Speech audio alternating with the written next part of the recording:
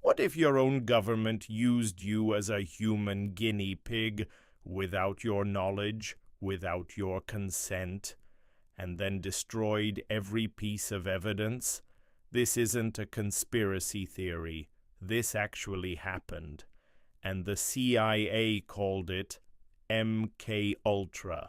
It was 1953. The Cold War was at its peak. The United States was gripped by fear, terrified that the Soviet Union had discovered a way to control the human mind.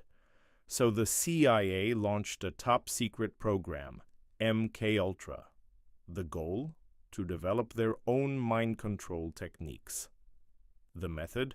Experimenting on real human beings, most of whom had absolutely no idea what was being done to them. The program was led by a chemist named Sidney Gottlieb, a man who genuinely believed that drugs, hypnosis, and psychological torture could reprogram the human brain. Over the next 2 decades, MKUltra ran experiments across more than 80 institutions in the United States and Canada, universities, hospitals, and prisons. So what exactly did they do to these people? The answer is deeply disturbing.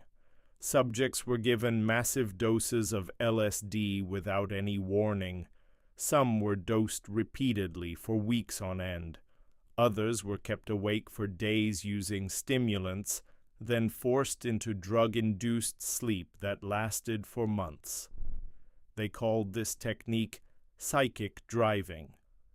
While the subjects slept, recorded messages were played to them for hours, sometimes days.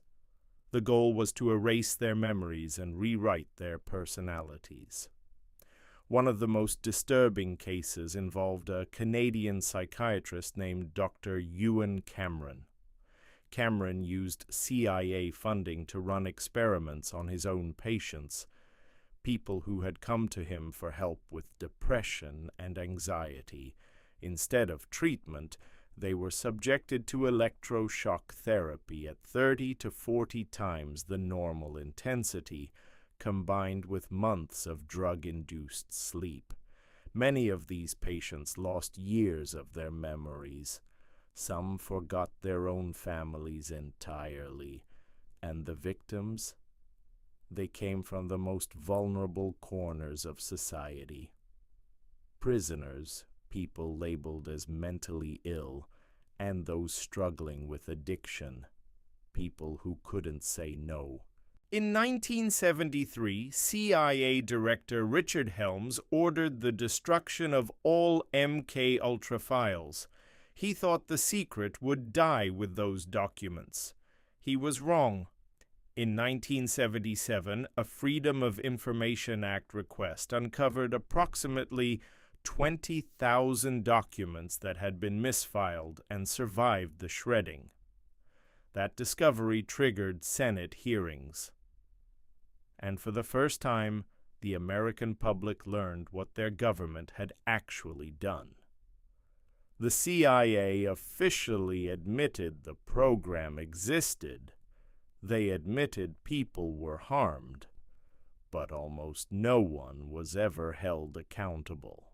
MKUltra officially ended in 1973, but the questions it left behind never went away. How many other programs like this existed and were successfully destroyed? How many victims never got any answers? What happened to these people wasn't science fiction. It wasn't a conspiracy theory. It was a real government program, funded by taxpayer money, hidden from the public for decades. This is Federal Secret Files. And this is just the beginning. If you want to know what else has been hidden from you, subscribe. Because we're just getting started.